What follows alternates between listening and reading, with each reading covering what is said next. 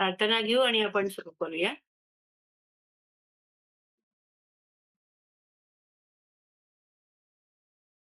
प्रार्थना. हे परमपिता परमेश्वर, हे ईश्वर, माझे सर्व आध्यात्मिक गुरुवर्य, सर्व पवित्र देवदूत, माझे सर्व आध्यात्मिक सहाय्यक, सर्व संत, सर्व आध्यात्मिक मार्गदर्शक, केले आम्ही सर्व आपल्याला दैवी मार्गदर्शन, दैवी सहाय्य, दैवी रक्षण तसेच आत्मप्रगतीसाठी पूर्णपणे मनापासून श्रद्धेने देवाने आमंत्रित करणार. श्रद्धापूर्वक आपल्या सर्वांचे स्वागत आहे. धन्यवाद, धन्यवाद, धन्यवाद. ओम शांती, ओम शांती, ओम शांती. ओम साईराम. धन्यवाद. ओके, वसंती सुरू करू शकते. वसंती सुरू केलं तरी चालेल ना? हा. सर्व श्रोत्यांना माझा सादर सविनय अभिवादन. आपण सुरू करूया. वक्रतुंड महाकाय सूर्यकोटि समप्रभ निर्विघ्नं कुरु मे देव सर्वकार्येषु सर्वदा. गुरुर्ब्रह्मा गुरुर्विष्णुर् गुरुर्देवो महेश्वरः गुरुः साक्षात् परब्रह्म तस्मै श्री गुरवे नमः. परमहंस परिव्राजकाचार्य श्रीमद सद्गुरु वासुदेवानंद सरस्वती स्वामी महाराजांना माझा साष्टांग दंडवत. या कुंदेंद्र तुषार हार धवला, या शुभ्रवस्त्रावृता, या वीणावर दंड मंडित करा, या श्वेत पद्मासना, या ब्रह्माच्युत शंकर प्रभृतिभिर देवैः सदा वंदिता. सा मां पातु सरस्वती भगवती निःशेषजाड्यापहा. आपण हा जो वाक्यज्ञ करत आहोत तो यशस्वी व्हावा म्हणून त्या वाग्देवतेला मी साष्टांग प्रणिपात करते. ध्यायेन् नित्यं महेशं रजतनिर्निभं चारुचन्द्रावतंसं रत्नात् कल्पोज्ज्वलाङ्गं परशुमृगवरा भीतिहस्तं प्रसन्नं पद्मासीनौ समन्ता स्तुतममरगणैर्व्याघ्रकृत्युवसानौ विश्वाद्यौ विश्ववन्द्यन् निखिलभयहरं पंचवक्त्रं त्रिनेत्रम. आज आपण आपलं चौथं वाक्पुष्प भगवंतांना अर्पण करूया.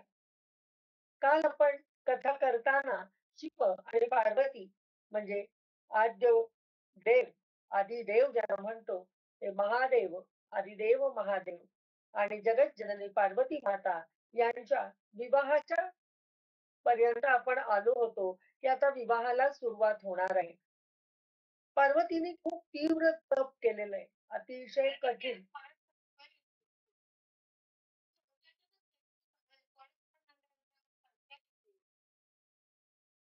पण माझ्याकडे काहीही चालू नाहीये. काय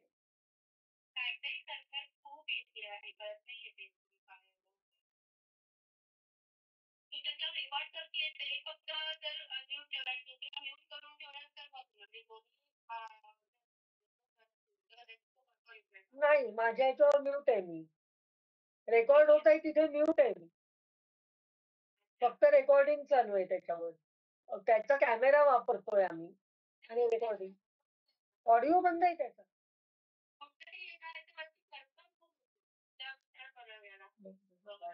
खरखर येते म्हणतोय.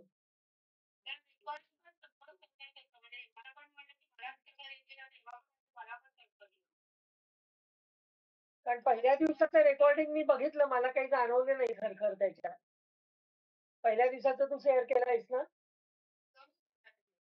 दुसऱ्या पण केल्यास का? दुसरं मी बघितलं नाही अजून.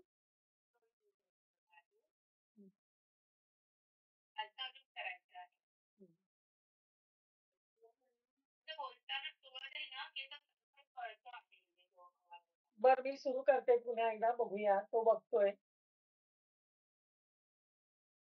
तर अतिशय तीव्र असं तप पार्वती मातेने केलं आणि भगवान शिव तिच्यावर प्रसन्न झाले, तिला दर्शन दिलं आणि तिने सांगितलं, की तुम्ही माझ्या माता-पित्यांकडे जा आणि माझं पाणिग्रहण करा.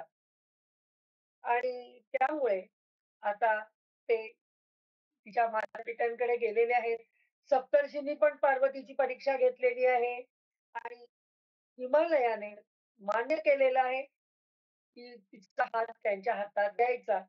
हिमालयाने आपले कुलपुरोहित गर्गमुनींकडून लग्नपत्रिका लिहून घेतली आणि ती पत्रिका आणि नाना प्रकारची सामग्री घेऊन कैलासावर ते गेले. शिवजींना तिलक लावला आणि मोठ्या आदराने ती लग्नपत्रिका शिवजींच्या हातात दिली. अशा प्रकारे आता हे लग्न होणार हे निश्चित झालं. शुभ दिवस पाहून मंगलाचाराला सुरुवात झाली. या विवाहासाठी कोण कोण जमलं होतं याचं वर्णन त्यावेळेला पुराण करतायत ते आपण पाहूया. सुमेरू, मंदराचल, गयाचल, अस्ताचल, मलयाचल, सह्याद्री, दुर्धर, निषध, गंधमादन, करवीर, महेंद्र, पारियात्र, क्रौंच, पुरुषोत्तम, नील, त्रिकूट, चित्रकूट, व्यंकट, श्रीशैल, गोकामुख, नारद, विंध्य, कालंजर, कैलास असे अनेक पर्वत या विवाहासाठी तिथे जमले होते. दिव्य रूप धारण करून आपापल्या परिवारांसह शिव-पार्वतींच्या विवाहासाठी उत्सुकतेने, प्रसन्नतेने हे सगळे जण आले होते. तसेच शोणभद्रादी समुद्र हेही आले. गोदावरी, यमुना, ब्रह्मपुत्रा, त्रिवेणी हे या नद्या दिव्य स्त्री रूप धारण करून तिथे आल्या. गंगेचा तर आनंद अवर्णनीय असा होता. ती मोठ्या प्रेमाने अत्यंत सुंदर रूप घेऊन अनेक अलंकार धारण करून आली. तर नर्मदा, महामोहा, सरिद्वारा, रुद्रकन्या याही नटून थटून उत्साहाने आल्या. हिमालय नगरी दैदिप्यमान व अतिशय मनोहर अशी असूनही ध्वज, तोरणे लावून ती आणखीन सजवण्यात आली. हिमालयाने सर्वांचे प्रसन्नतेने आणि आदराने स्वागत केले. विश्वकर्माला हिमालयाने बोलावून घेतलं होतं आणि त्याच्याकडून आश्चर्यकारक असा अद्भुत मंडप उभारला. मनोहर अशी वेदी तयार केली. या मंडपाचा विस्तार 10 योजन होता. तो मंडप अनेक सुंदर शुभ लक्षणांनी युक्त असा होता. मंडपाच्या मुख्यद्वारावर महानंदी उभारण्यात आला होता. निरनिराळे देखावे उभे करण्यात आले होते. देवांना राहण्यासाठी आणि त्यांच्या लोकांसारखेच लोक म्हणजे सुंदर निवासस्थानं तिथे विश्वकर्मांनी तयार केली होती. आणि इकडे कैलासावर काय होतं? तर शिवजींच्या लग्नासाठी देवतांचा उत्साह अगदी ओसंडून वाहत होता. सर्वजण आपल्या घरचंच कार्य आहे या भावनेने प्रत्येक कामात हातभार लावत होते. सप्तमातृकांनी शिवजींना सजवलं. माथ्यावरील चंद्राने मुकुटाचे रूप घेतले. तिसरा नेत्र सुंदर तिलक बनला. कानावरचे 2 सर्प रत्नजडित कर्णभूषणात आणि अंगावरील अन्य सर्प दिव्य आभूषणात रूपांतरित झाले. या वेशभूषेमध्ये शिवाजी सुंदर आणि देखणे दिसू लागले. त्यांच्या मनोहर स्वरूपाचे वर्णनच करता येत नव्हते. विवाह सोहळ्याच्या निमित्ताने त्यांनी आपले सर्व ऐश्वर्य धारण केले. सर्व ऋषी तेथे उपस्थित होते. आता ते कोणते कोणते होते तेही आपण पाहूया. कश्यप, अत्री, वसिष्ठ, गौतम, भृगु, बृहस्पती, कण्व, जमदग्नी, पराशर, मार्कंडेय, शिलापाद, अरुणापाल, अकृतशम, अगस्त्य, च्यवन, गर्ग, शिलाद, दधीची, उपमन्यू, भरद्वाज, अकृतव्रण, पिप्पलाद, कुशिक, कौत्स, व्यास आणि त्यांचे शिष्यगण इतके सर्वजण अगदी उत्साहाने या विवाहासाठी आलेले होते. सर्व ऋषी वेदांमध्ये पारंगत होते. त्यांनी वेदोक्त विधीने वैवाहिक मंगलाचार केले. विविध सूक्तांनी स्वस्ती वाचन केले. इतर मंगल कार्यही केली. विघ्नांच्या शांतीसाठी ग्रहपूजन आणि मंडलावरती देवतांचं पूजन केलं. लौकिक आणि वैदिक कर्मे यथासांग पूर्ण करून सर्व ब्राह्मण, देवता, ऋषी निमंत्रितांसह कैलासावरून आता ही वरात निघाली. चहूकडे मंगल वाद्ये वाजू लागली. देव मंडळी मंत्रमुग्ध होऊन नृत्य करू लागली. त्यावेळी चंडिका देवी रुद्रदेवांची बहीण म्हणून तिथे आली होती. शिवगणांच्या मागे देव, लोकपाल, सिद्ध ही मंडळी होती. त्यांच्या मध्यभागी भगवान विष्णू गरुडावर बसले होते. ब्रह्मदेव त्यांच्या परिवारासह शोभून दिसत होते. ब्रह्मदेवांबरोबर वेद, शास्त्रे, पुराणे, आगम, सनकादिक, महासिद्ध, प्रजापती आणि पुत्र सर्व सहभागी झाले होते. देवराज इंद्रही नानाविध अलंकारांनी नटून थटून ऐरावतावर बसला होता. त्याच्याबरोबर देवसैन्यही होतं. वऱ्हाडात असलेले महान ऋषी तपश्चर्येच्या तेजामुळे प्रकाशमान दिसत होते. शिवजींचा विवाह सोहळा पाहण्यासाठी शाकिनी, यक्ष, बेताळ, ब्रह्मराक्षस, भूते, प्रेते, पिशाचे, तुंबरू, हा हा, हू हू आदी श्रेष्ठ गंधर्व आणि किन्नर हे सगळेच आले होते. ही सर्व मंडळी निरनिराळी वाद्ये वाजवत होती, गात होती, नाचत होती. शिवाजींच्या विवाह उत्सवात भाग घेण्यासाठी गायत्री, सावित्री, लक्ष्मी, सर्व जगन्माता, देवस्त्रिया, देवकन्या उत्तम शृंगार करून आल्या होत्या. नारद शिवकीर्तन करत होते.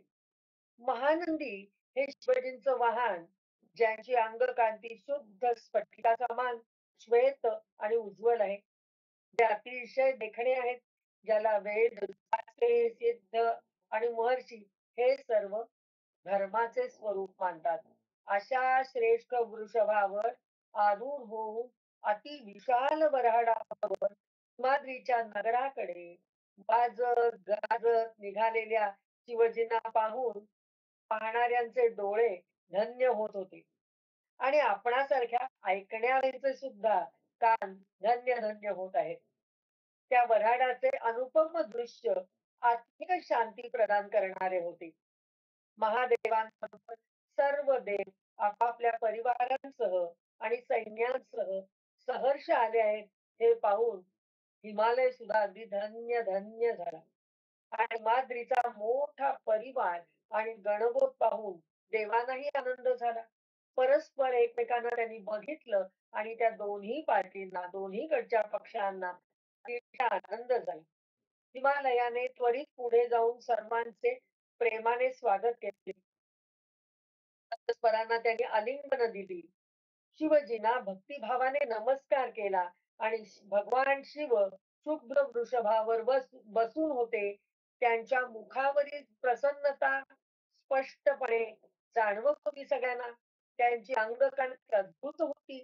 त्यांच्या दिव्य प्रभेने दश दिशा उजळून टाकल्या होत्या.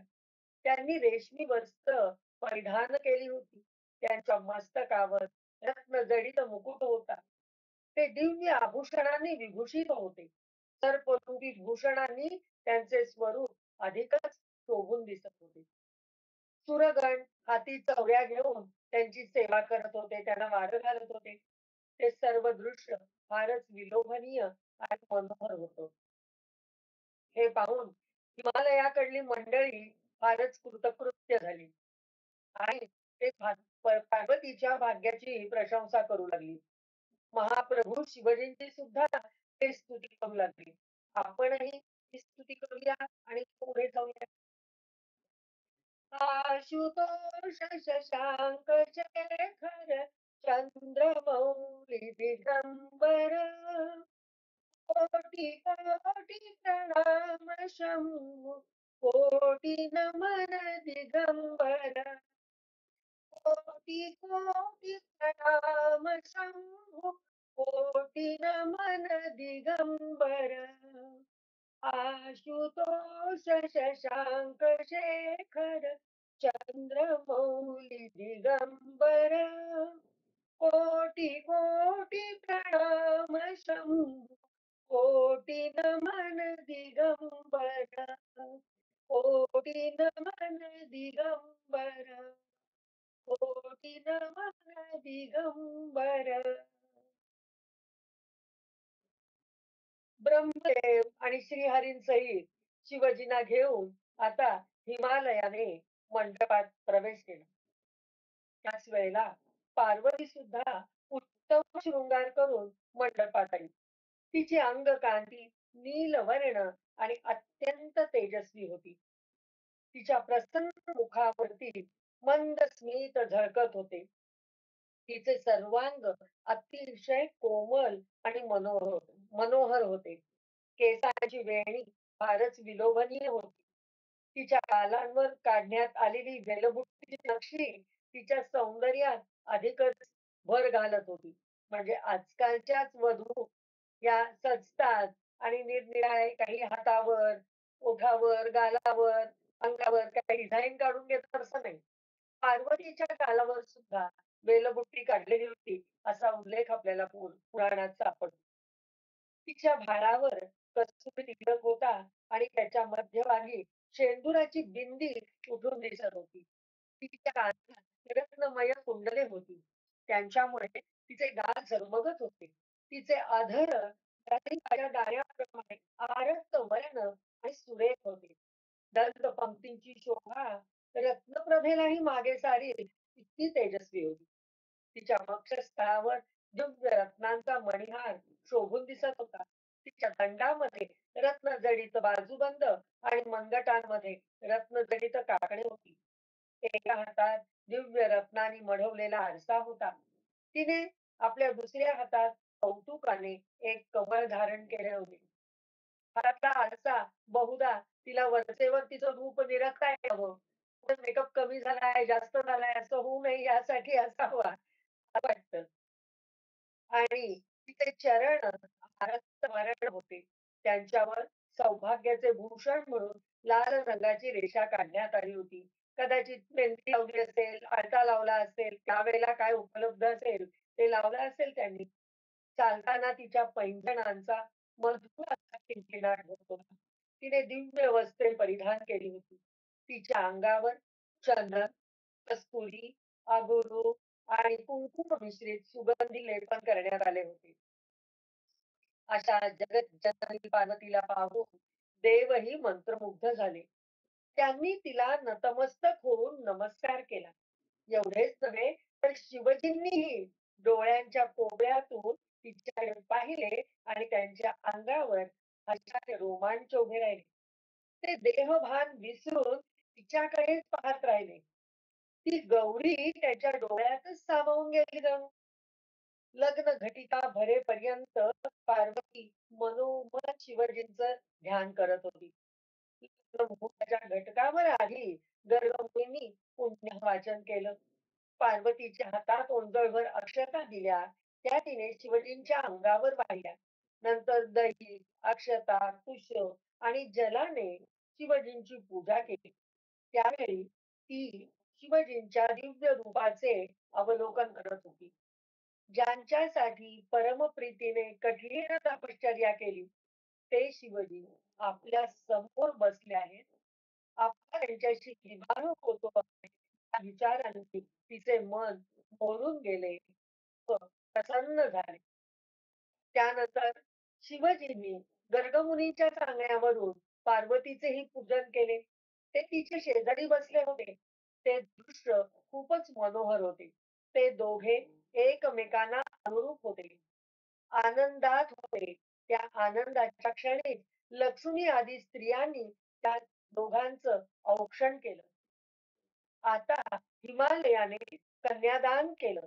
शैलराजाने शिवजींना अर्घ्य आणि पाद्य दिले. चंदन वस्त्रे आणि आभूषणे देऊन त्यांची पूजा केली. आणि ते म्हणाले, हे परमेश्वर, माझी ही कन्या मी आज तुम्हाला देत आहे. तिचा पत्नी म्हणून स्वीकार करा. असे म्हणून पार्वतीचा हात शिवजींच्या हातात दिला आणि त्याचा कृतार्थ वाटलं. शिवजींनी पार्वतीचा भार्या म्हणून स्वीकार केला. मंत्रांचा प्रेमपूर्वक उच्चार करून सर्व विधी संपन्न झाले आणि आता अंतरपाटमध्ये आला. दोघं वधूवर एकमेकांसमोर उभे राहिले आणि मंगलाष्टकांना सुरुवात झाली. आली लग्न घटी समीप नवरा घेऊन या माघरा गुढी मधुपर्क पूजन करा अंतःपटाते धरा दृष्टा दृष्ट वधूवरा करता दोघे करावी उभी वाजंत्रे बहुबलबलान करणे कुर्यात् सदा मंगलम शुभमंगल सावधान तदेव लग्नं सुदिनं तदेव ताराबलं बलं तदेव विद्याबलं दैवबलं तदेव लक्ष्मीपते ते गृहं स्मरामि सुमूर्त सावधा शुभमंगल सावधा अंतरपाठ बाजूला झाला. वधूवरांनी एकमेकांना शुभ फुलांच्या माळा घातल्या. त्यावेळी त्रैलोक्याला उधाण आलं. त्रैलोक्यात आनंदाला उधाण आलं. शिव पार्वतीच्या जय जयकाराने पृथ्वी, अंतरिक्ष, स्वर्गलोक दुमदुमला. मंगल वाद्यांच्या निनादाने दशदिशा भरून गेल्या. देवांच्या आणि ऋषींच्या मुखातून साधू साधू असे शब्द पडले. साधू साधू म्हणजे वा वा छान छान छान छान. आजकाल आपण टाळ्या वाजवतो गजर करतो त्यावेळेला साधू साधू म्हणून सगळ्यांनी उल्लेखलाय. शैलराज हिमालयाने भगवान शिवजींना जडित स्वर्णभूषण दिली.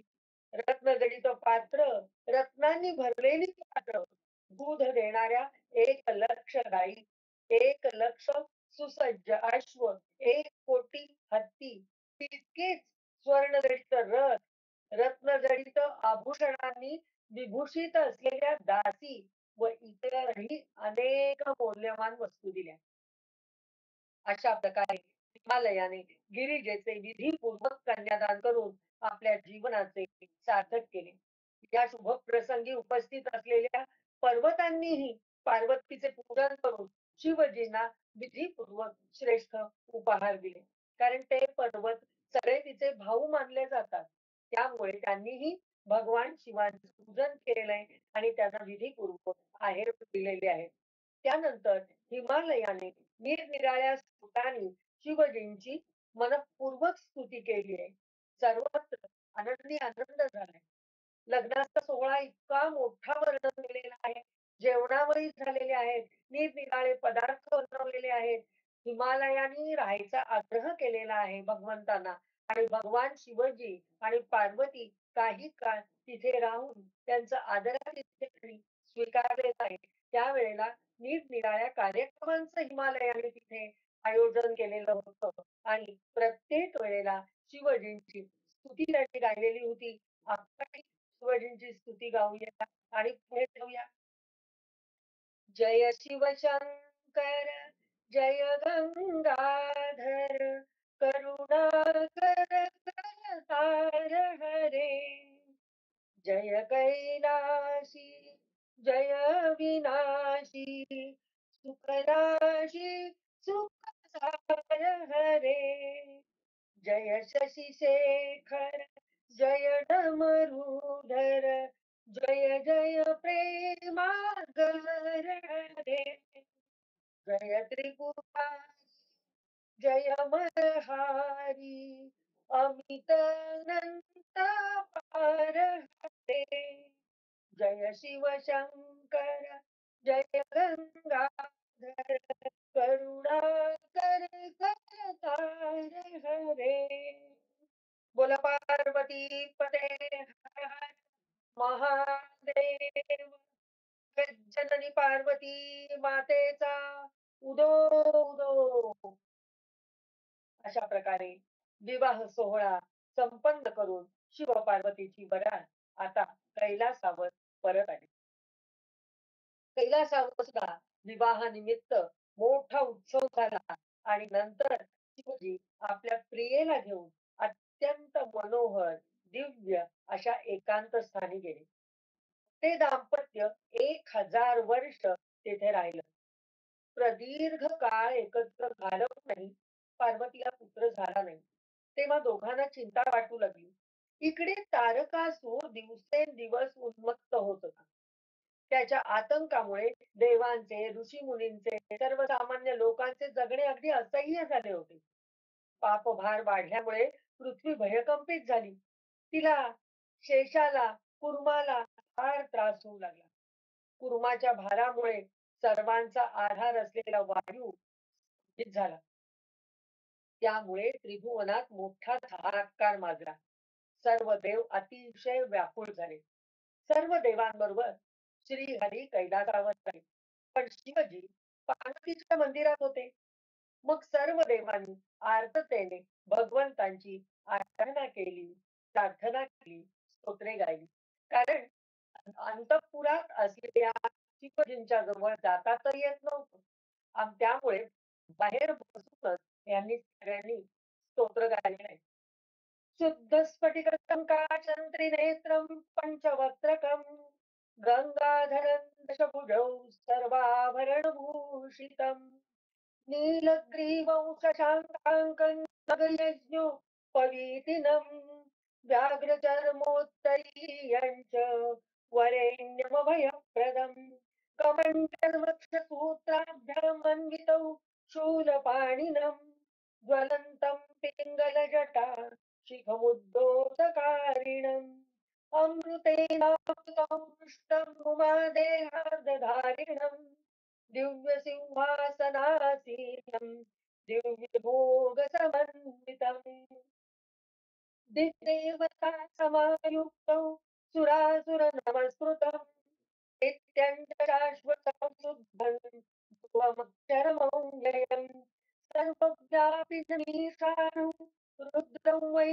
विश्वरूपिणम् एवं ध्यात्वा द्विजः सम्यक् ततो यजमानहेत आराधितो मनुष्यैस्त्व सिद्धैर्देवासुरादिभिः आराधयामि भक्त्या त्वां मां गृहाण महेश्वर आत्मावहन्तु हरयस्तचेतसः श्वेतैरश्वैः सह केतुमद्भिर्माताजवैर्बलविद् बलवद्भिर्मनोजवै रायाहि शीघ्रं मम हव्याय शर्वो स्वामिन् सर्वजगन्नाथ यावत् पूजावसानकम् तावत् त्वं प्रीतिभावेन लिङ्गेऽस्मिन् सन्निधौ भवान् आस्तिदो भवान् सुप्रसन्नो भवान् वरदो भवान् अशी स्तोत्र त्यांनी गायलेली आहेत. देवांची आर्त हाक ऐकून भगवान शिवजी बाहेर आले. सर्व देवांना पाहून त्यांना आनंद झाला. देवांना दुःखी कष्टी पाहून भगवंत म्हणाले, हे देवानो, तुम्ही दुःखी का आहात? तेव्हा देव म्हणाले, हे महादेव, तुम्ही करुणेचे सागर आहात. सर्व साक्षी सर्वेश्वर आहात. शरणागतांचे रक्षण करणारे आहात. तारकासुराने त्रैलोक्यात थैमान घातलंय. सर्वांचं जगणं असह्य झालंय. कृपा करून त्याचा नाश करा. जगावरचे संकट दूर करा. शिवजी म्हणाले, हे विष्णू, हे ब्रह्मन, माझ्या पुत्राकडून त्याचा वध होणार आहे हे मी जाणतो. मी तुम्हाला माझे तेज म्हणजे वीर्य द्यायला तयार आहे. पण ते धारण करण्यास कोण समर्थ आहे ते बघा. असे ते म्हणत आहेत तोपर्यंत त्यांचं तेज स्खलित झालं. तेव्हा सर्व देव अग्नीला म्हणाले, हे अग्निदेव शिवजींचं तेज फार अमोघ आहे आणि प्रखर आहे. आमच्यापैकी ते कोणीही धारण करू शकत नाही. ते सामर्थ्य फक्त तुझ्यातच आहे. म्हणून देव कार्यासाठी तू ते धारण कर आणि जगावर उपकार कर. अग्नी म्हणजे पाडव्याचे रूप घेतले आणि खाली पडलेले ते तेल सोचीने ग्रहण केले. त्याचा दाह अग्नीला सहन होईना. तेव्हा विष्णू आदी देव शिवजींना शरण गेले. त्यांनी त्यांची पुन्हा एकदा स्तुती केली. तेव्हा शिवजींनी त्यांना सांगितले, माझे ग्रहण केलेले वीर्य वमनाद्वारे बाहेर काढा, म्हणजे तुमचा दाह शांत होईल. त्याच वेळी अग्नीने लगेच तसेच करून वहन केलं, पण तरी त्याचा दाह शांत झाला नाही. आणि त्वरित तेथे नारदांचं आगमन झालं. त्यांनी अग्नीला सांगितलं, हे अग्नी, माघ महिन्यात प्रयाग क्षेत्री ज्या स्त्रिया सर्वात आधी स्नानासाठी येतील त्यांच्या गर्भाशयात तू हे शिवतेज प्रविष्ट कर आणि सुखी हो. आणि नारदांच्या सांगण्याप्रमाणे अग्नी प्रयाग क्षेत्री गेला आणि माघ महिन्यात प्रयाग संगमावर सप्तर्षींच्या स्त्रिया तिथे आल्या. पण थंडीमुळे त्यांना स्नान करावेसे वाटेल. अरुंधती तेवढी एकटीच स्नानाला गेली आणि बाकीच्या सगळ्या 6 ऋषीपत्नी शेकोटी पेटवून शेकत बसल्या. त्याच वेळी अग्नीने स्वतःच्या उदरातील शिववीर्य त्या कृत्तिकांच्या रोमकूपातून त्यांच्या गर्भाशयात सूक्ष्म रूपाने टाकून दिले. आता ते वीर्य त्यांच्या उदरात गेलं, गर्भात गेलं. अग्नीचा दाह कमी झाला आणि 6 कृत्तिका गर्भवती झाल्या. आपण गर्भवती झालो आहोत या जाणीवेने त्यांचे अंग शहारले. त्या भयभीत झाल्या. त्यांच्या पतीने त्यांच्यावर व्यभिचाराचा आरोप करून त्यांना घराबाहेर काढले. आता त्या 6 जणी हिमालयात गेल्या. तेथे त्यांनी योग बलाने गर्भरूप शिवलिंगाचा त्याग केला. कारण त्यांना ते वीर्य सहन होईना. त्यामुळे त्यांनाही तो त्याग करावा लागला. परंतु हिमालयाच्या अंगातही त्या वीर्याला धारण करण्याचं सामर्थ्य नव्हतं. त्या वीर्याच्या दाहाने तो हिमालय कंपित झाला. त्याने 6 भागात विभागलेले ते गर्भरूप शिववीर्य गंगेत सोडले. ते तिलाही सहन होईना. तिच्या प्रवाहातून वाहत असताना ते 6ही भाग एकत्र आले. गंगेने ते विशिष्ट प्रकारच्या गवताच्या वनात सोडले. त्यापासून एक तेजस्वी बालक उत्पन्न झाला. अशा प्रकारे मार्गशीर्ष शुक्ल षष्टीला भूलोकी शिवपुत्राचा जन्म झाला. हा शिवपुत्राचा जन्म किती जणांना त्याचा त्याग करायला लागला होता जन्मापूर्वी. एवढं तेज होतं शिवांचं की ते धारण करणं कुणालाही शक्य नव्हतं. त्यामुळे शिवोपासना ज्या ज्या वेळेला केली जाते त्या मुळात शिव हे तामसिक स्वरूप आहे आणि त्यांचं वीर्य हे अधिक तामसिक. त्यामुळे त्यांच्यासाठी जी स्तोत्र गायली जातात, शिवस्तुती केली जाते, रुद्राचा उच्चार केला जातो किंवा रुद्राने आपण अभिषेक करतो भगवंतांवरती, शिवलिंगावरती. महारुद्र केला जातो, एकादशनी केली जाते, लघुरुद्र केला जातो. निरनिराळ्या प्रकारे शिवाची स्तुती करताना हा रुद्र केला जातो. पण सगळ्यांनाच या रुद्राची उष्णता सहन होते असं नाही. हे रुद्र म्हटल्यानंतर तिथे शांतता निर्माण व्हावी. म्हणणाऱ्याच्या मनात, तनात आणि ऐकणाऱ्या सगळ्यांना सुद्धा शांतता वाटावी आणि भगवान शिवांना सुद्धा उष्णतेचा त्रास होऊ नये म्हणून पूर्ण सुक्त सुद्धा म्हटलं जातं किंवा विष्णू सहस्त्रनामाचा पाठ केला जातो. विष्णू सुक्त म्हटलं जातं. पुरुष सुक्त आणि विष्णू सुक्त एकत्रित सुद्धा म्हटलं जातं. म्हणजे ही उष्णता इतकी तीव्र असते की ती उष्णता सहन करण्याचं सामर्थ्य सगळ्यांजवळ निश्चितपणे नसतं. त्या रुद्राष्टकाचं नसतं किंवा रुद्राचं नसतं, लघुरुद्राचं नसतं किंवा शिवांच्या कुठल्याही नमः शिवाय हा जप जरी घेतला, महामृत्युंजय मंत्र जप घेतला, तरी सुद्धा त्या सगळ्यांनी उष्णता एक प्रकारची निर्माण होते. काल परवा आपली चर्चा झाली ती, की त्यांनी प्रजनन क्षमतेवर स्त्रीच्या परिणाम होतो म्हणून स्त्रीनी तर ते म्हणूच नये असं सांगितलं जातं. म्हणजे वैदिक मंत्र स्त्रीनी म्हणूच नये आधी असा पॅटर्न आहे आपल्याकडे. पण आता निरनिराळे मतमतांतर झाल्यानंतर आपण ते स्त्रिया सगळं म्हणायला लागलेलो आहे. पण शक्यतोवर ज्यांना अजून पुत्रप्राप्ती व्हायची आहे, अपत्य प्राप्त करून घ्यायचे, ज्यांची लग्न व्हायची आहेत, त्यांनी हे म्हणू नये. कारण त्यांनी भयंकर उष्णता निर्माण होते. स्त्रियांच्याच होते असं नाही, पुरुषांच्या मध्ये शरीरामध्ये सुद्धा उष्णता निर्माण होते. हे आपल्याला त्यांचं जे वीर्य इतक्या ठिकाणाहून एका ठिकाणाहून दुसऱ्या ठिकाणी, दुसऱ्या ठिकाणाहून तिसऱ्या ठिकाणी गेलं आणि ते नंतर त्याचा पुत्रप्राप्ती झाली किंवा त्याचा पुत्र झाला तयार. पार्वती सुद्धा जोपर्यंत तिला ते सामर्थ्य निर्माण होत नव्हतं, तोपर्यंत तिच्यात गर्भधारणा झाली नाही ती. आणि म्हणून इतके वर्ष एकांतात राहून सुद्धा त्यांना अपत्य झालेलं नव्हतं. हे आपण स्पष्टपणे आता शिवपुराणात वाचलेलं आहे. तर आता ते मार्गशीर्ष शुक्ल षष्टीला भूलोकी या शिवपुत्राचा जन्म झाला.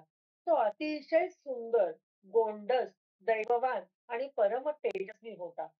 त्याचा जन्म होताच कैलासावर शिव-पार्वतीला अचानक प्रसन्न वाटू लागलं. त्याचा जन्म होता क्षणी त्या ज्या त्याच्या लहरी होत्या, त्या कैलासापर्यंत गेल्या आणि शिव-पार्वतीला त्या तिथे जाणवल्या. पार्वतीच्या स्तनातून आनंदाने आणि वात्सल्याने दुग्धधारा वाहू लागल्या. कारण ती त्याची माता आहे. जरी प्रत्यक्ष तिच्या उदरातनं तो आलेला नाही, तरी सुद्धा शिवाची ती पत्नी आहे आणि शिवाच्या वीर्यापासून झालेला तो पुत्र आहे आणि आता आपल्या दोघांना पुत्र झाला आहे, या कल्पनेने तिला दुग्धधारा वाहू लागल्या. त्रैलोक्यात शुभशकुन होऊ लागले. तर तारकादी दैत्यांकडे अशुभ सूचक उत्पातांनी मोठी कळवळ माजली. म्हणजे जसं देवांच्याकडे शुभ सूचना मिळाल्या, तसंच असुरांकडे सुद्धा अशुभ सूचना मिळाल्या. विष्णू आदी देवांना अकस्मात आनंदाची अनुभूती येऊ लागली. संपूर्ण विश्व सुखावले. तर शिव-पार्वतीचा पुत्र हा आलेला आहे, अवतीर्ण झालेला आहे, हे आपण पाहिलं आणि विष्णू आदी देवांना अकस्मात आनंदाची अनुभूती येऊ लागली. सं संपूर्ण विश्व सुखावलं. आकाशातून दुंदुभीचा निनाद ऐकू येऊ लागला. त्या बाळावर फुलाचा वर्षाव होऊ लागला. योगायोगानेच थोड्याच वेळात पूज्य विश्वामित्र ऋषी फिरत फिरत त्या गवताच्या ठिकाणी आले आणि त्यांनी ते बालक पाहिले. त्याचे ते अलौकिक तेज पाहून ते प्रसन्न झाले आणि त्यांनी त्याला नमस्कार केले. त्या बालकाची स्तुती केली. त्या बालकालाही संतोष वाटला आणि ते बालक त्यांना म्हणाले, "अहो महाज्ञानी महाराज, तुम्ही शिवजींच्या प्रेरणेनेच इथे आलेले आहात. तर माझे वेदसंमत सर्व संस्कार करा. आजपासून तुम्ही माझे पुरोहित झालात. तुम्ही सर्वांना पूज्य व्हाल." ते ऐकून विश्वामित्र म्हणाले, "बाळा, तू मला पुरोहित होण्याचा मान दिलास खरा, पण मी ब्राह्मण नाही. मी गाधी कुळातील क्षत्रिय कुमार आहे. मी ब्राह्मणांचा सेवक आहे. तुझे बोलणे ऐकून मला फारच आश्चर्य वाटते आहे. तू कोण आहेस?"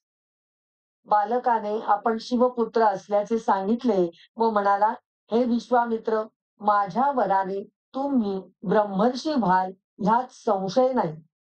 वसिष्ठादी ऋषी तुमची आदराने प्रशंसा करतील.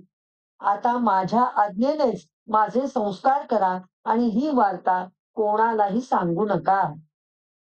तो बालक शिवपुत्र आहे हे कळताच विश्वामित्रांना परम आनंद झाला. त्यांनी त्याचे वेदप्रणीत सर्व संस्कार केले. तेव्हा प्रसन्न होऊन त्यानेही उपकारकर्त्या ऋषींना दिव्य ज्ञान दिले. बालक तान्हय आणि त्यांनी त्या ऋषींना दिव्य ज्ञान दिलं. त्यांना आपलं पुरोहित नेमलं तेव्हापासूनच विश्वामित्र श्रेष्ठ पुरोहित म्हणून मान्यता पावले. शिवपुत्राने जन्मल्याबरोबर आपले आगाध चरित्र दाखवायला सुरुवात केली.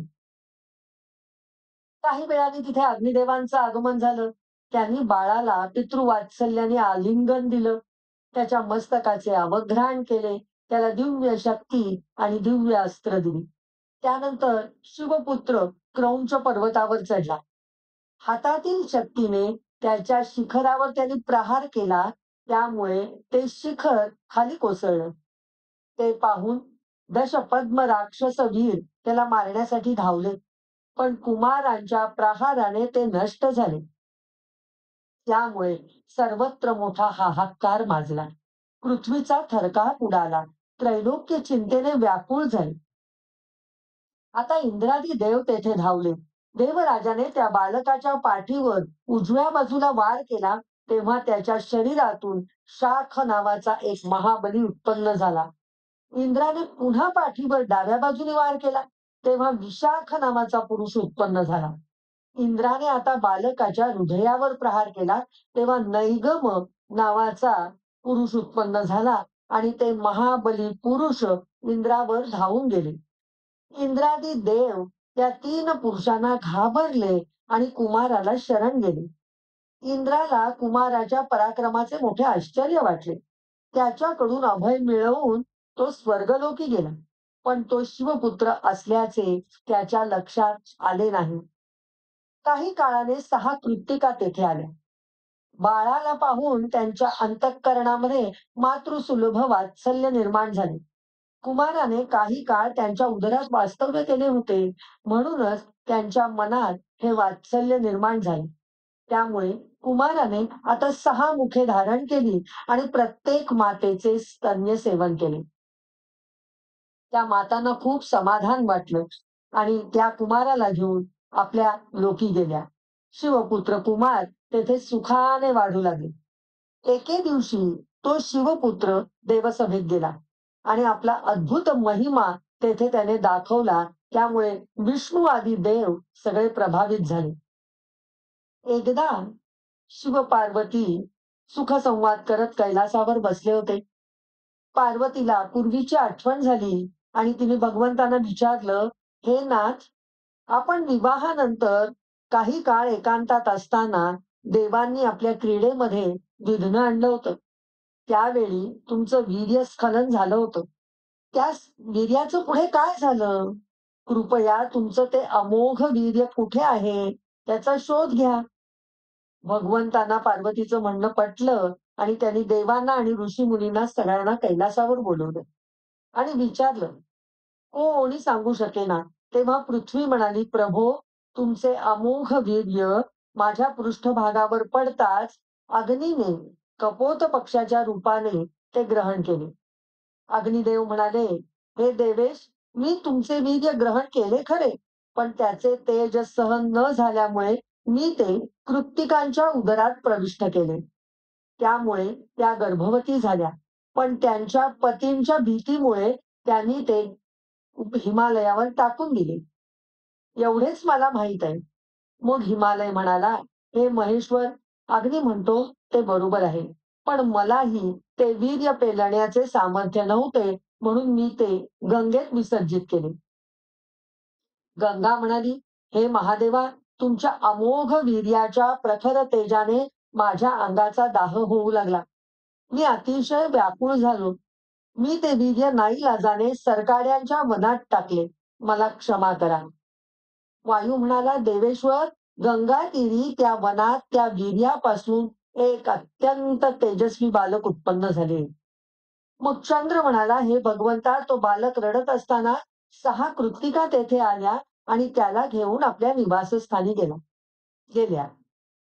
पुढे पाणी म्हणते, प्रभो, तुमचा पुत्र सूर्यासमान तेजस्वी आहे.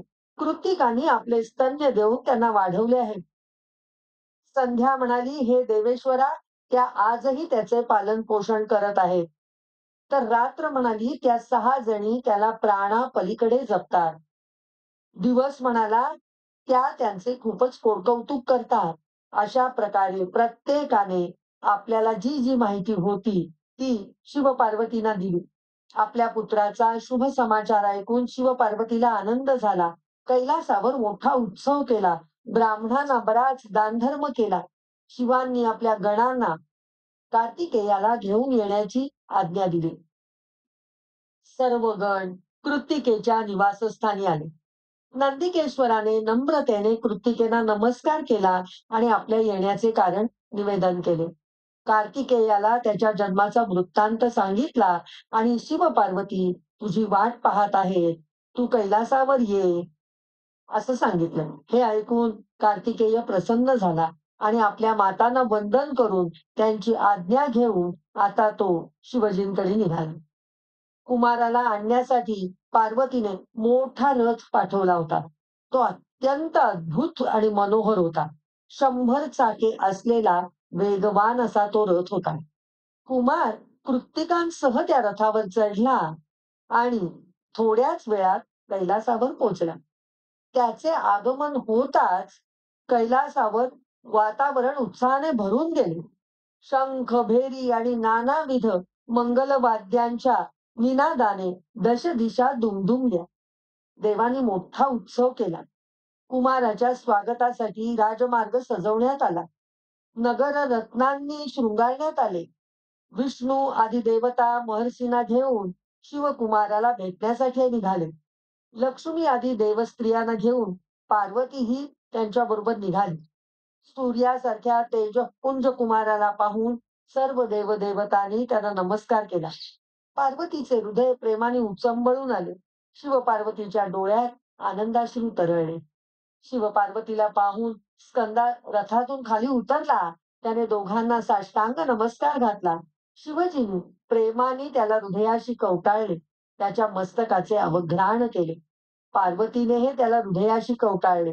त्याला आपले स्तन्य दिले. तिचा आनंद गगनात मावत नव्हता. नंतर देवस्त्रियांनी त्याचे औक्षण केले. त्याच्या आगमनार्थ निरनिराळी वाद्ये वाजवली जाऊ लागली. गंधर्व सुस्वर गायन करू लागले. शिवजींनी वत्सलतेने त्याला आपल्या मांडीवर घेतले. त्यावेळी तो फारच शोभून दिसत होता. कुमार शिवजींच्या मांडीवर बसून त्यांच्या गळ्यातील वासुकी नागाशी खेळू लागला. ते पाहून भवानी मातेला खूपच कौतुक वाटलं. तिने प्रेमाने त्याचे मुके घेतले आणि त्याच्या सर्वांगावरून हात फिरवला. त्यानंतर शिवजींनी कुमाराला रत्नखचित दिव्य आसनावर बसवलं. सर्व तीर्थातून भरून आणलेल्या 100 रत्नजडित घटातील पवित्र जलधारांनी वेद मंत्रांच्या घोषात त्या बालकाला स्नान घातलं. त्या शुभ प्रसंगी श्रीहरींनी स्कंदाला रत्नांनी मढवलेला मुकुट, बाजूबंद, वैजयंतीमाला आणि चक्र दिले. शिवजींनी त्रिशूळ, पिनाक, धनुष्य, परशु, शक्ती, पाशुपत बाण, महासंहारक अस्त्र आणि परमविद्या दिली. ब्रह्मदेवच ही नारदांना कथा सांगताय, त्यामुळे ते म्हणाले मी यज्ञोपवीत दिलं. म्हणजे ब्रह्मदेवानी यज्ञोपवीत दिलं. वेद, गायत्री मंत्र, कमळ, ब्रह्मास्त्र आणि शत्रुनाशिनी अशी विद्याही दिली. इंद्राने वज्र आणि ऐरावत दिला. वरुणाने श्वेत छत्र आणि रत्नमाला दिली. सूर्याने मनोवेगाने जाणारा रथ आणि अभेद्य कवच दिलं. यमाने आपला दंड दिला. समुद्राने अमृतकुंभ दिला. अग्नीने मोठ्या प्रीतीने आपल्या पुत्राला महाशक्ती दिली.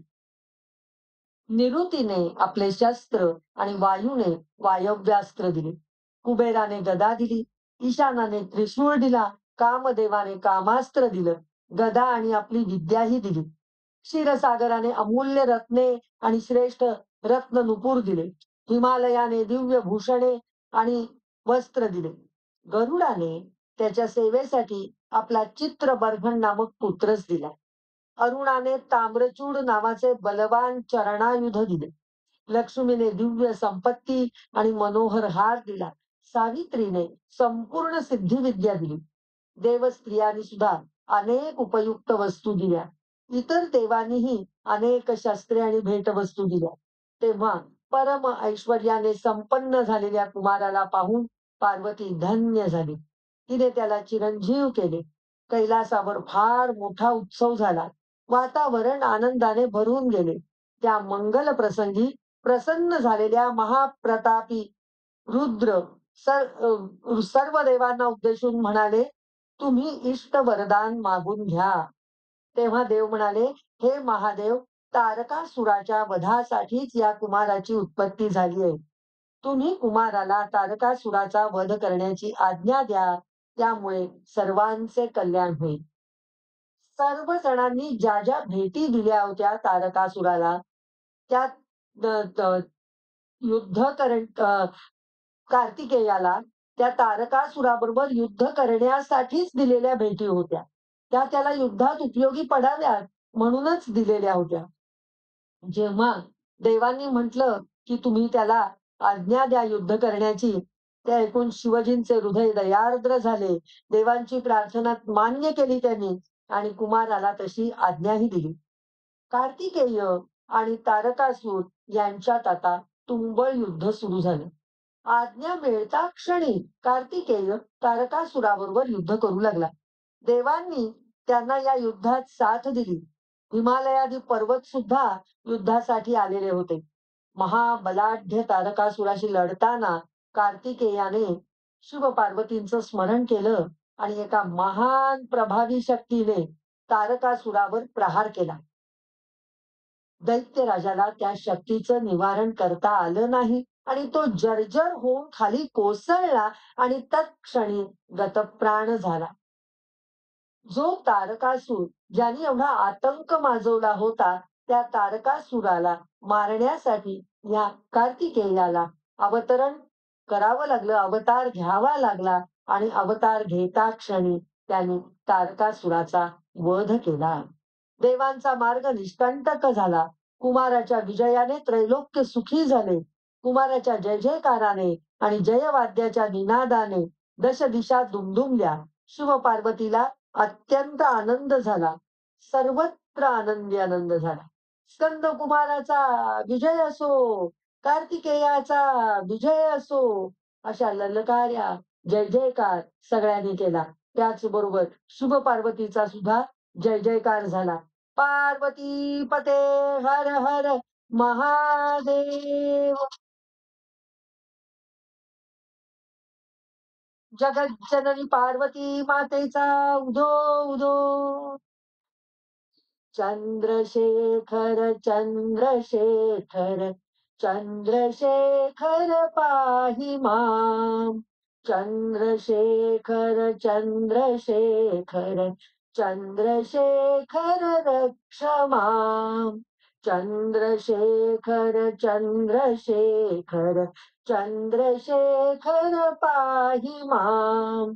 चंद्रशेखर चंद्रशेखर चंद्रशेखर रक्ष मां.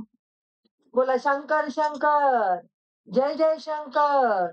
शंकर शंकर, जय जय शंकर.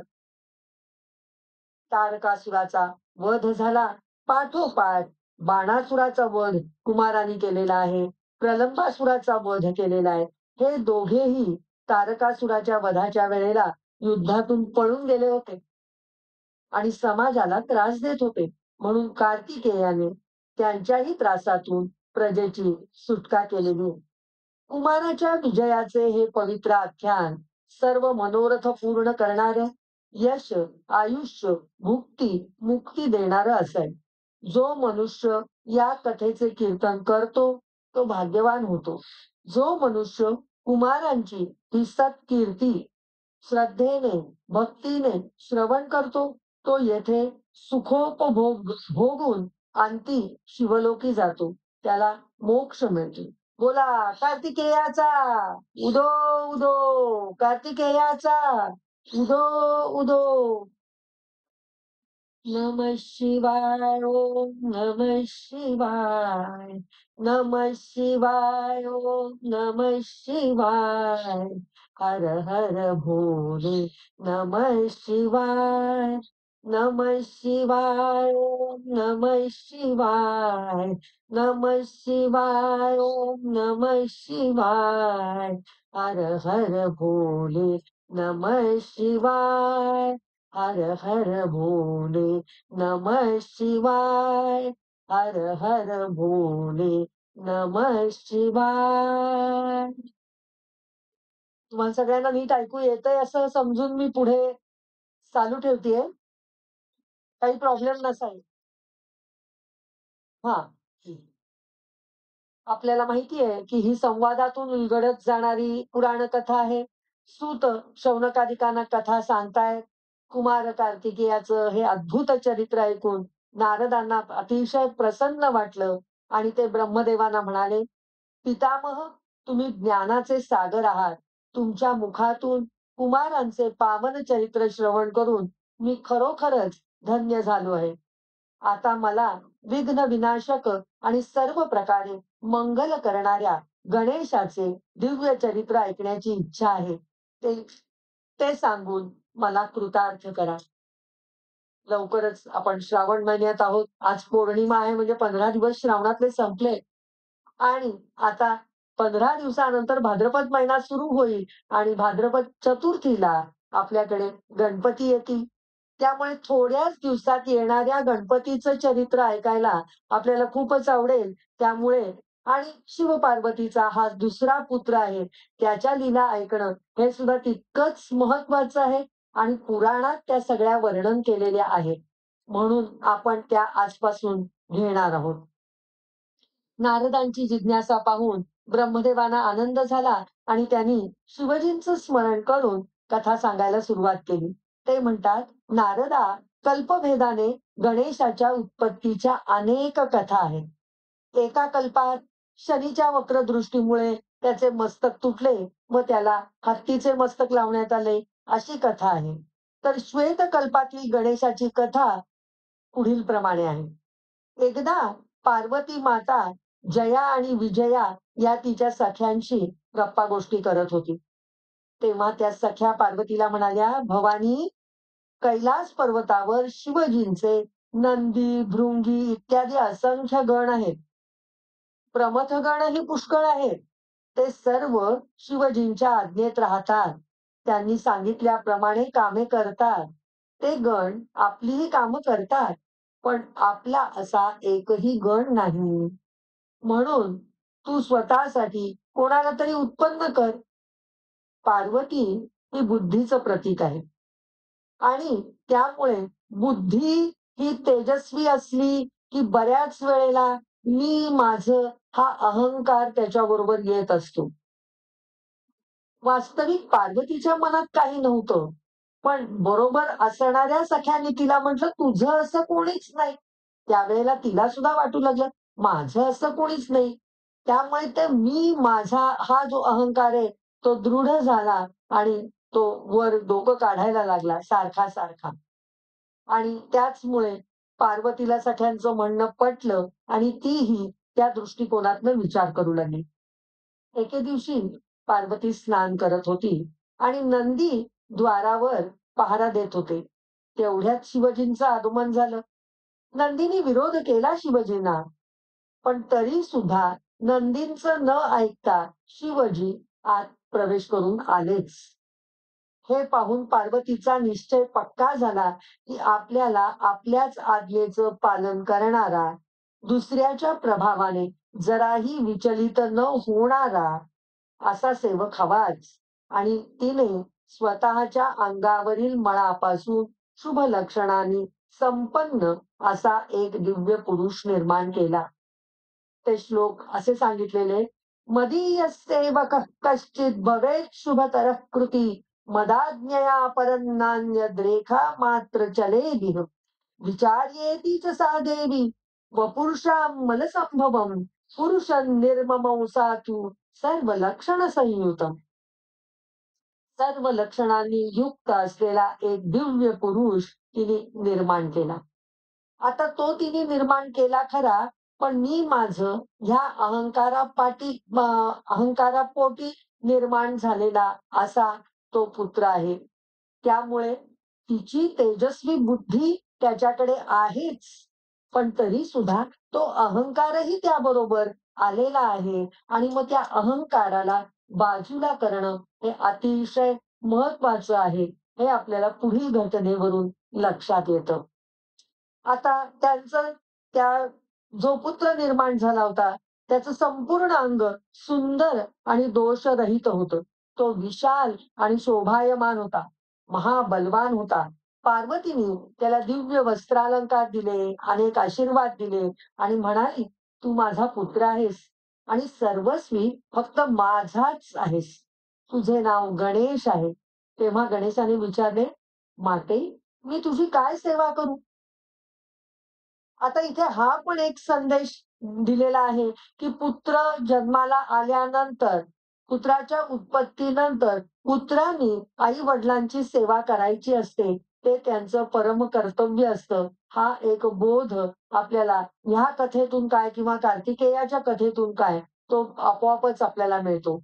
पार्वती माता म्हणाली, "बाळा, तू माझा द्वारपाल होऊन राहा." आपल्याच पुत्राला तिने द्वारपाल केलेलं आहे.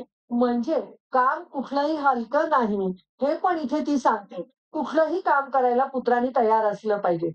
"हं, मी द्वाररक्षकाचं काम करू का? मी घरात काहीतरी करेन." असा आत्ताचा एखादा पुत्र आपल्याला सहज म्हणेल, "मी नाही द्वारपाल म्हणून काम करणार." ते हलकं काम आहे, असं आत्ता धरलं जातं. पण पार्वतीच्याही मनात तसं काही आलं नाही आणि गणेशाच्याही मनात तसं काही आलं नाही. ती पुढे त्याला सांगते, "माझ्या आज्ञेशिवाय कोणालाही आत सोडू नकोस. कोणी दांडगाई करण्याचा प्रयत्न केल्यास." काय गं? "कोणी दांडगाई करण्याचा प्रयत्न केल्यास त्याला चांगला धडा शिकव." तिने त्याला एक जाड सोटा दिला आणि त्याचे ते स्वरूप पाहून वात्सल्याने तिने त्याला हृदयाशी धरलं.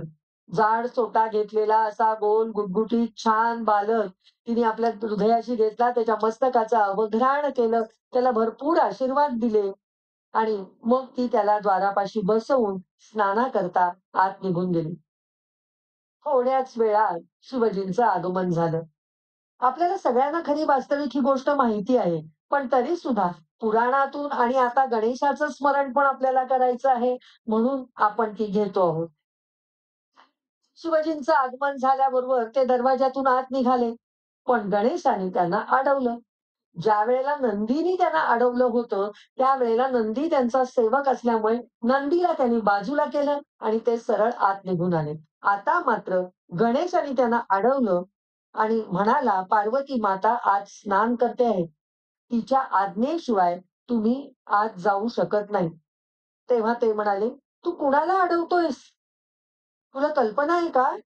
मी शिव आहे." त्याबरोबर गणेशाला राग आला आणि सोटा उगारून तो म्हणाला, "तुम्ही कोणीही असा, मी तुम्हाला आत जाऊ देणार नाही." शिवाजींना आणखीन राग आला. ते म्हणाले, "अरे घर माझं आहे, पार्वती माझी पत्नी आहे आणि तू कोण मला अडवणारा?" तेव्हा गणपतीने सोट्याने त्यांच्यावर प्रहार केला. आपल्यावर हा मुलगा प्रहार करतोय हे पाहून शिवाजींना आणखीनच संताप झाला आणि त्यांनी आपल्या गणांना गणेशाचा समाचार घ्यायला सांगितले. शिवाजींचे गण गणेशाची चौकशी करू लागले. त्याला सांगू लागले, "अरे, तू येथून निघून जा. तू कोण आहेस? कुणाचा कोण तू? इथे का उभा आहेस?" आणि हातात त्यांनी आता एक दांडा सुद्धा घेतला गणेशाने आणि तो सर्वांच्या विरोधात उभा ठाकला. एवढेच नव्हे तर त्यांच्यात शाब्दिक चकमक झाली. पण तरी सुद्धा ते शांत होईनात. मग दंड उगारला गणेशाने त्या सगळ्या गणांवरती. कोलाहल ऐकून पार्वतीने सख्यांना विचारलं, "बाहेर काय गडबड चालू आहे?" त्याबरोबर सख्यांनी बाहेरचा वृत्तांत पार्वतीला सांगितला. तो वृत्तांत ऐकून पार्वतीने गणेशाला निरोप पाठवला. "तू पार्वतीचा पुत्र आहेस, बलवान आहेस. तू आपलं कर्तव्य करीत राहा. आपल्या कर्तव्याला चुकायचं नाही." आणि मग शिवांचे गण आणि गणांच्या मदतीला आलेले ब्रह्मादी देव हेही सगळे आले होते. यांच्यात मोठी धुमश्चक्री झाली. पण त्या रणकंदनात गणपतीपुढे कोणाचं काही चालेना. देवांची आयुध सगळी निष्प्रभ झाली. ते सुद्धा पाहण्यासाठी ऋषीमुनींनी आकाशात गर्दी केली. श्रेष्ठ अप्सराही दाटीवाटीने उभ्या राहिल्या. गणपती एकटाच एका वेळी सगळ्यांशी लढत होता. या भयंकर युद्धामुळे पृथ्वी भयाने कंपायमान झाली. पर्वतांचे कडे कोसळू लागले. अंतरिक्षात खळबळ माजली. ग्रह, तारांगणे व्याकुळ झाली. उल्कापात होऊ लागले. गणपतीचा मार असह्य होऊन देवांनी, गणांनी तिथून पळ काढला. कुमार मात्र म्हणजेच गणेश कुमार मात्र दृढतेने लढत होता. सगळे देव शिवांकडे गेले आणि युद्धाचा वृत्तांत सांगितला आणि शिवजी आपल्या गणांसह पुन्हा लढू लागले. श्रीहरी आणि शिवजींनी एकमेकांशी चर्चा करून नीती ठरवली. श्रीहरींनी गणपतीला मोहित करण्याचे प्रयत्न केले, पण सगळं व्यर्थ. मग शिवजी क्रोधाने त्रिशूळ उगारून गणपतीच्या अंगावर धावले. पण गणपतीने पार्वती मातेचे स्मरण करून त्यांच्या हातावर शक्तीने प्रहार केला आणि त्या आघाताने शिवजींच्या हातातलं त्रिशूळ खाली पडलं. मग त्यांनी पिनाक धनुष्य घेतलं. गणपतीने परिघाचा वापर करून तेही खाली पाडलं. त्यानंतर त्रिशूळाच्या प्रहाराने शिवांच्या हातातील आयुध खाली पाडली. तेव्हा शिवजींना त्याच्या पराक्रमाचं कौतुक वाटलं. गणपतीने आता देवसेनेत घुसून सगळ्या गणांना देवांना जर्जर करून टाकलं. गणपतीच्या पुढे कोणाचाही निभाव लागेना. देवसेनेची वाताहात पाहून श्रीहरींनी सुद्धा गणेशाचे कौतुक केले. तरीही श्रीहरींचे आणि गणपतीचे युद्ध पुढे बराच वेळ चालले आणि गणपतीने पार्वती मातेचे स्मरण करून श्रीहरींवर एक जोरात प्रहार केला की ते व्याकुळ होऊन जमिनीवर कोसळले. इतक्यात पुन्हा शिवजी उठले आणि पुढे येऊन त्यांनी त्रिशूळाने गणपतीचं मस्तक छाटलं. हे वर्तमान नारदाने पार्वती मातेला कळवलं. आपल्या पुत्राचा शिरच्छेद झाला आहे हे ऐकून पार्वती माता संतप्त झाली आणि 1,00,000 शक्ती तिने उत्पन्न केल्या. बघता बघता जगदंबेची विशाल सेना जमली आणि पार्वतीच्या आज्ञेने विकट गर्जना करत देवसेनेवर त्यांनी चढाई केली. त्या भयंकर संहार करू लागल्या. जिकडे पाहावे तिकडे शक्तीच शक्ती दिसत होत्या. कराली, कुब्जका, खंजा, लंब शीर्षा आदींनी सर्वांनाच खाऊन टाकण्याचा सपाटा लावला. देवांना प्रलयाच्या धास्तीने पछाडलं. ते निराश झाले. पार्वतीच्या पुत्राचा वध झाल्यामुळे ही परिस्थिती उत्पन्न झाल्याचे त्यांच्या लक्षात आले आणि आता पार्वतीची क्षमा मागूनच यातून बाहेर कसे पडता येईल हा ते विचार करू लागले. पार्वतीच्या क्षमेशिवाय दुसरा कुठलाही पर्याय त्यांना दिसेना. नारदांच्या मदतीने सर्व देव पार्वती मातेला शरण गेले. तिची स्तुती केली, वारंवार तिला नमस्कार केला आणि क्षमा करून शांत होण्याची प्रार्थना केली. वारंवार केलेल्या प्रार्थनेमुळे पार्वती शांत झाली.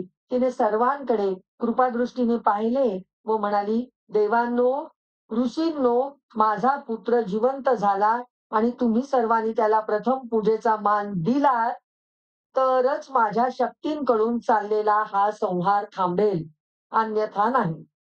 माझा पुत्र सर्वांचा अध्यक्ष झाला तर समस्त लोकांमध्ये शांती प्रस्थापित होईल. तुम्हालाही सुख मिळेल, अन्यथा काहीच होणार नाही.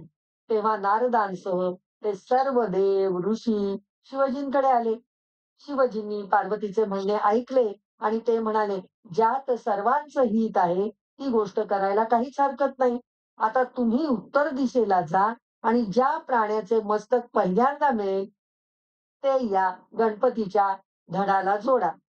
शिवजींच्या आज्ञेनुसार देवानी गणपतीच्या कलेवराला विधीपूर्वक प्रक्षालन केले. त्याचे पूजन केले. तिथे त्यांना एक दात असलेला हत्ती दिसला. त्यांनी त्याचे मस्तक कापून आणले आणि ते गणपतीच्या कलेवरावर जोडले. मग विष्णू आदी देव शिवजींपाशी गेले आणि म्हणाले, हे महाप्रभो, आपल्या आज्ञेनुसार सर्व काही केले आहे. मग पुन्हा शिवजींच्याच आज्ञेने सर्व देवांनी हातात पाणी घेतले आणि संकल्प केला, ज्या महात्म्याच्या तेजापासून आम्ही सर्व उत्पन्न झालेले आहोत ते तेज या बालकामध्ये प्रवेश करू असे म्हणून वेद मंत्राने अभिमंत्रित केलेले ते जल शिवजींचे स्मरण करून गणपतीच्या शरीरावर शिंपडले आणि त्यामुळे त्याच्या निष्प्राण देहात प्राणसंचार होऊन तो उठून बसला. त्याला जिवंत झालेलं पाहून पार्वतीच्या आनंदाला पारावर राहिला नाही. गजमुख, प्रसन्न वदन, रक्तवर्ण अंगकांती असलेल्या अत्यंत तेजस्वी आणि मनोहर अशा त्या पार्वती पुत्राला पाहून देवांना आणि ऋषींना सुद्धा अत्यंत आनंद झाला आणि त्याच्या पावन दर्शनाने सगळं दुःख नाहीसं होऊन सर्वजण सुखी झाले. कैलासावर आता आनंदाला उधाण आली. तेथे मोठा उत्सव झाला. देवांनी गणपतीला गणाध्यक्ष म्हणून अभिषेक केला. सर्वांनी त्याचा सन्मान केला. ते पाहून पार्वती प्रसन्न झाली. तिने आपल्या पुत्राला हृदयाशी धरले. त्याला अनेक प्रकारची वस्त्रे आणि आभूषणे दिली. सिद्धींनी त्याची विधीपूर्वक पूजा केली. पार्वतीने सर्व दुःख नाहीसे करणाऱ्या आपल्या हाताने त्याला स्पर्श केला. त्याला आलिंगन दिलं व म्हणाली, बाळा, माझ्या आज्ञेचे पालन करताना तुला फारच कष्ट सोसावे लागले, पण यापुढे तुला कोणतेही कष्ट सोसावे लागणार नाही. तू धन्य आणि कृतकृत्य झाला आहेस. सर्वजण प्रथम तुझी पूजा करतील. या समयी तुझ्या मुखावर शेंद्री आभा आहे, तेज आहे, म्हणून लोक तुझी शेंदुराने पूजा करतील. जो कोणी सुंदर गंध, चंदन, पुष्प, सुगंधी धूप, निरांजन, दीप, मनोहर नैवेद्य, तांबूल, द्रव्य दक्षिणा, प्रदक्षिणा आणि नमस्कार या क्रमाने तुझे भाव भक्तीने पूजन करेल, त्याला सर्व प्रकारच्या सिद्धी प्राप्त होतील. त्यांची विघ्ने दूर होतील. पार्वतीने अनेक प्रकारे गणपतीचे कौतुक केले. मोठा पराक्रम केल्याबद्दल त्याचे अभिनंदनही केले. त्यावेळी देवादिकांनी सुद्धा आनंदाने पार्वतीची स्तुती केली, तिला नमस्कार केला. पार्वती पुत्र गणपतीला शिवजींच्या मांडीवर बसवलं. त्यांनीही अत्यंत प्रसन्नतेने, प्रेमाने गणपतीच्या मस्तकावरून हात फिरवला आणि शिवजी म्हणाले, हा माझा दुसरा पुत्र आहे. तेव्हा गणपतीने शिवजींना, पार्वतीला, श्रीहरीला, ब्रह्माला सगळ्यांना नमस्कार केला. नारद मुनी सर्व ऋषींना सुद्धा नमस्कार केला. आणि आता गणपती म्हणतो, तुम्ही सर्व उदार मनाचे आहात. माझ्या अपराधाबद्दल मला क्षमा करा. म्हणजे त्या आईची आज्ञा म्हणून त्यांनी सगळ्यांबरोबर युद्ध केलं होतं. पण त्याला माहिती आहे की हे सगळे आपल्यापेक्षा मोठे आहेत. त्यामुळे ज्या वेळेला वेळ आली त्या वेळेला त्यांनी त्या सगळ्यांना नमस्कार करून आपल्या चुकीबद्दल, अपराधांबद्दल ते क्षमा मागितलेली आहे. आपण चुकलो आहोत हे मान्य करणं हाच केवढा मोठेपणा आहे. आणि सध्या आपण तेच करत नाही. त्यामुळे गणपती जणू या कृतीतून आपल्याला समजावतो किंवा सांगतोय, सुचवतोय की तुमच्या हातून अपराध झाला असेल तर तुम्ही क्षमा मागून मोकळे व्हा, नमस्कार करा, लीन व्हा. म्हणजे लीनता आपल्याकडे पाहिजे, नम्रता पाहिजे, क्षमा मागण्याचं औदार्य पाहिजे. हे सगळं गणपतीने दाखवलेलं आहे. तेव्हा ब्रह्मदेव, विष्णुदेव आणि शिव म्हणाले, बाळा, ज्याप्रमाणे आम्ही तिघेही त्रिभुवनात पूज्य आहोत, त्याप्रमाणे तूही सर्वांना पूजनीय होशील. सर्वत्र प्रथम तुझी पूजा होईल, त्यानंतर आमची पूजा होईल. तुझी पूजा न करता जो आम्हा देवांची पूजा करेल त्याला पूजेचे फळ मिळणार नाही. त्यानंतर शिवजींनी नाना उपचारांनी गणपतीची पूजा केली. स्वतः शिवजी, स्वतः पिता आता पुत्राची पूजा करतोय. विष्णू आदी सर्व देवांनीही परम आदराने गणपतीची पूजा केली. त्याला सर्वाध्यक्ष म्हणून घोषित केले.